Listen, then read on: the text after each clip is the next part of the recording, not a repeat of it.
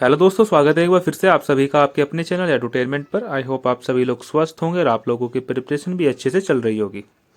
दोस्तों, आज की जो इस वीडियो होने वाली है इसके अंदर हम थोड़ी सी सीरियस बात करेंगे। ठीक है, आपके इसरो असिस्टेंट एग्जाम को लेकर के यूडीसी स्टेनो जेपीए जिन भी बच्चों ने इन सब का जो है फॉर्म वगैरह फिल कर रखे हैं, आज उनसे जो है एक थोड़ी सी गंभीर बात हम करेंगे। देखो, सबसे पहले तो क्वेश्चन यही है कि अब आप लोग क्या कर रहे हैं।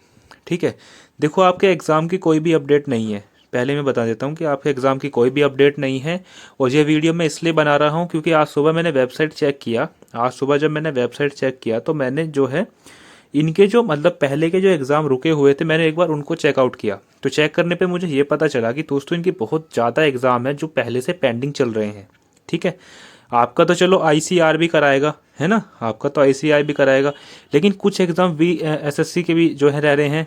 ठीक है, और कुछ इनके डिपार्टमेंटल एग्ज़ाम पे वो भी पेंडिंग पड़े हैं। तो मैंने इनकी वेबसाइट पे पूरा देखने के बाद मैं इस वीडियो को बना रहा हूँ कि आपसे जो है थोड़ी सी बातचीत करी जाए। ठीक है, तो देखो, सबसे पहला है कि आप लोग अब फिलहाल क्या कर रहे हैं। आप किसी अदर एग्ज़ाम की प्रिपरेशन कर रहे हैं या फिर आप अभी भी असिस्टेंट वाले एग्ज़ाम के वेटिंग लाइन में खड़े हैं। ठीक है, अब सबसे पहले बात करते हैं। सबसे पहले क्या आज बातें चलेंगी कि जो इंतज़ार कर रहे हैं अपने इसरो असिस्टेंट एग्ज़ाम को लेकर के। ठीक है, देखो एग्ज़ाम से रिलेटेड कोई भी अपडेट नहीं है, ये मैंने आप लोगों को पहले ही बता दिया।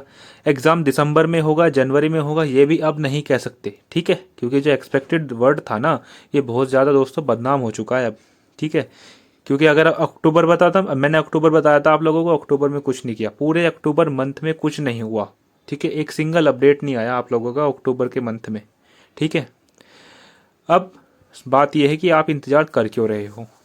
ठीक है ना, आप इंतज़ार कर क्यों रहे हो इसरो असिस्टेंट के एग्ज़ाम का। देखो, इतना तो क्लियर है कि जिन्होंने भी इसरो का फॉर्म फिल किया होगा, सिंपल सी बात है, वो लोग जो है गवर्नमेंट जॉब को लेकर के ही जो है तैयारी कर रहे होंगे। ठीक है, इतना तो देखो क्लियर है। अब देखो आप लोगों को क्या चीज़ें करनी है। देखो, एक फ्रेंडली एडवाइस दूंगा। सबसे पहली बात तो इसरो के ऊपर रिलाई करके मत बैठो। ठीक है, एग्ज़ाम होगा, देखा जाएगा। आप लोग बिल्कुल भी जो है हाथ धो के अपने इसरो के पीछे मत पड़ो। इसके ऊपर बिल्कुल भी डिपेंड मत हो। फिर इस पे डिपेंड नहीं करना तो किस पे करना। अब आपका ये आएगा ना दिमाग में कि अब क्या करें। तो अब अगर हम इसरो के मतलब रिलाई ना करें, इसरो के भरोसे ना बैठें, इसरो को कुछ प्रिपरेशन ना करें। देखो, प्रिपरेशन करने से मैं मना नहीं कर रहा, प्रिपरेशन सबकी एक जैसी होती है। अभी मैं आगे वीडियो में आपके साथ डिस्कशन थोड़ा सा करूंगा इस बात को लेकर के। लेकिन सवाल ये है कि अब आप लोगों को क्या करना है। देखो, अब आप लोगों को देखो मैं थोड़ा सा बताता हूँ। देखो, आपको प्रिपरेशन करनी है अदर सेंट्रल गवर्नमेंट एग्ज़ाम की। ठीक है, जो कर रहे हैं वो बहुत बढ़िया है, लेकिन जो अभी भी वेटिंग में बैठे हैं ना, मैं उनके लिए बता रहा हूँ। देखो, इतने सारे डिपार्टमेंट मैं बताऊंगा, इनसे अलग भी होते हैं और है ना, इनसे अलग भी होते हैं। बस ये मैंने जो मतलब ट्रेंड में होते हैं ना, जिनका बच्चों को ज़्यादा पता होता है, ज़्यादा प्रिपरेशन करते हैं जिनकी, मैं वो बता रहा हूँ आप लोगों को।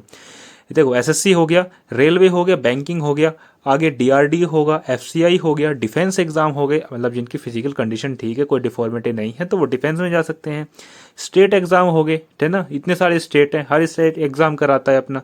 ठीक है, आरबीआई हो गया, रिजर्व बैंक। ठीक है, ईपीएफओ के अभी निकले थे थोड़े दिन पहले स्टेनोग्राफर वगैरह के।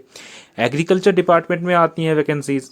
ठीक है, तो ये तो मैंने आप लोगों को वो बताए हैं जो बहुत ज़्यादा जो है फेमस हैं, या मतलब जो टाइमली काम करते हैं। वैसे टाइमली और भी करते हैं, लेकिन ये तो मैंने वे बताए हैं। देखो, इनमें एक चीज़ ये भी है कि इनकी जो फीस है ना, इनकी मोस्टली की जो फीस होती है वो 1000 की कम ही होती है। एसएससी के तो जितने भी एग्जाम है उनकी 100 रुपये फीस होती है।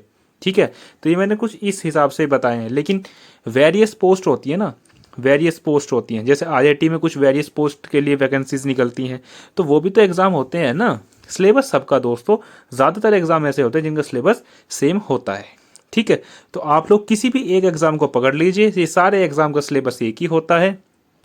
ठीक है, एसएससी में इतने एग्ज़ाम होते हैं आपके, सीजीएल होता है, सीएचएसएल होता है, एमटीएस होता है, सीपीओ होता है। ठीक है, और दिल्ली पुलिस का भी कराते हैं ये। ठीक है, रेलवे के अंदर इतने सारे वैकेंसीज हैं। ठीक है, बैंकिंग के अंदर, बैंकिंग तो टाइमली वर्क कराते हैं, चलो रेलवे को तो हम थोड़ा सा अलग रख के ही चलते हैं, लेकिन बैंकिंग तो आपके टाइमली चीज़ें कराती हैं। बैंकिंग और एसएससी तो आपकी टाइमली चीज़ें कराती हैं ना। बैंकिंग में 8-8 हज़ार वैकेंसी आती हैं, बताइए, बैंकिंग के अंदर 8 हज़ार वैकेंसी आती हैं। डीआरडीओ को ले लो या फिर सीआई को ले लो, तो आपके पास इतनी सारी अपॉर्चुनिटी इतनी भरी पड़ी हैं। ठीक है ना, तो इसलिए मैं बोल रहा हूँ कि भाई साहब, इसरो के भरोसे मत बैठो और अपना जो है ये जो और एग्ज़ाम है इनकी तैयारी जो है करना स्टार्ट कर दो। सिलेबस देखो, मोस्टली ज़्यादातर एग्जाम का सिलेबस यही होता है, जीएस, मैथ, रीजनिंग और इंग्लिश। बस यही चीज़ें करनी होती है। किसी में 25 आते हैं, किसी में 50 सवाल आते हैं, चीज़ें वही होती है। और हाँ जी, आप लोगों के लिए जो प्लेलिस्ट है वो तैयार की जा चुकी है, पहले से ही कर रखी थी, लेकिन आप लोग उसे देखते नहीं होंगे, ठीक है ना, क्योंकि आप लोग क्या है, इसरो के भरोसे बैठे होंगे, इसरो देखेंगे, इसरो। ठीक है, तो जनरल स्टडीज़ की प्लेलिस्ट तैयार है, जा करके उसको देखो, उसमें सेशंस पड़े हुए हैं, करंट अफेयर्स के भी और वैसे भी हैं, आप लोग उसको जा करके देखो। और अंत में बस वही, निर्णय आपका है, लाइफ आपकी, आप लोगों को क्या करना है। ठीक है, चलिए जी, फिलहाल के लिए इतने, धन्यवाद। उम्मीद करता हूँ कि आप सभी लोगों को ये सारी चीज़ें समझ में आई होंगी, और समझ में नहीं आई है तो वीडियो को दोबारा देख के समझो। ठीक है जी, चलिए, धन्यवाद।